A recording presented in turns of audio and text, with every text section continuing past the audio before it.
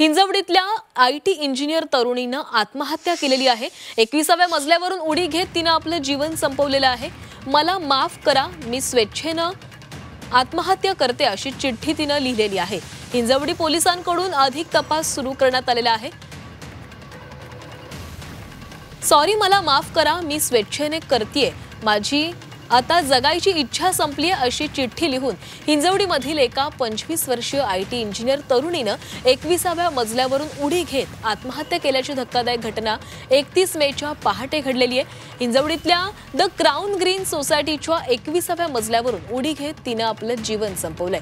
या प्रकरणी हिंजवडी पोलीस ठाण्यामध्ये आकस्मिक मृत्यूची नोंद करण्यात आलेली आहे। या घटनेमध्ये कोणत्याही प्रकारचा घातपात अथवा संशयास्पद काही संकेत आढळून आले नसल्याचं समोर येत आहे आणि याबाबत अधिक तपास हिंजवडी पोलीस करत आहेत।